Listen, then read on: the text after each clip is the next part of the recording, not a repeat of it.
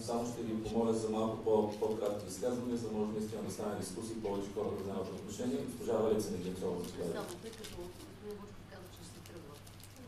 Да, заповядайте. Госпожа Майя Манолова.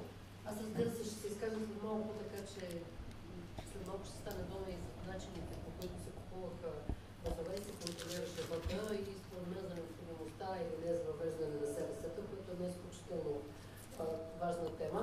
Но използвам случая, че вие проявихте интерес към проблема с личните карти на българските граждани, с невъзможността да бъдат издадени такива, за да кажа, че съм внесла такъв законопроект в края на миналата година, който отлежава в Народното събрание, който очаква становище от Министерството на вътрешните работи, освен от ГРАО и от други институции.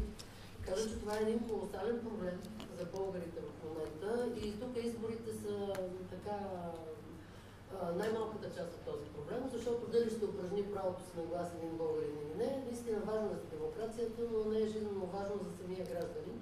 В резултат на промените, които се направиха в Закона за гражданската регистрация, свързано с изборното законодателство, се въведе това изискване за гражданите за регистрация и на настоящен и постоянен адрес да представят нотариални актове или договори за наем, съгласие от собственика и прочее, уж да се пребори вътрешния изборен туризъм, което тук са абсолютно коректни данните, че той не беше преборен, но от едно известно време, поне от половин година, се алармират хиляди български граждани за факта, че са без лични документи и поради тази причина не могат да получат социални помощи, енергийни надбавки, да се запишат децата в детска градина, да сключат брак, да бъдат погребани, изобщо за каквото се сетите, тъй като личната карта е връзката на човек с държавата и тук следват колосални проблеми най-вече за най-бедните хора.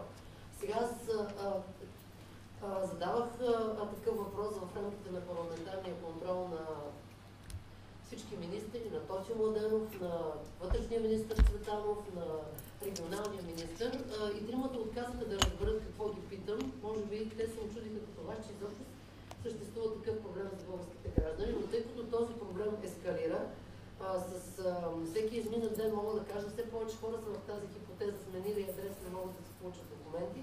Така че моля ви, обърнете внимание, защото това ви е заинтересувало и поне помогнете Министерството на вътрешните работи да даде положително становище за тези промени. Той е във ваш интерес, защото тези хора, като нямат лични документи, вие не можете да ги откриете, да съдействат на МВР, да се явят да свидетелстват по дела, да се платят глобите и така нататък и така нататък. За преброителните комисии, тъй като това беше четвъртия пункт от вашето изложение, да кажа, че всъщност Политическа партия ГЕРБ беше тази, която оспори резултатите от преброяването на преброителните комисии и делото е в съда. Те атакуваха делото. Така че не е безспорно така отношението към преброителните комисии. Точно управляващите са носител на това съмнение, дали всичко е било достатъчно прозрачно. Искате да вземете отношение? Добре, благодаря, госпожо. И само още едно изречение. Тъй като наистина е много важна темата за СРС-тата, очакваме, когато се правят тези промени, за някаква информация какво се случва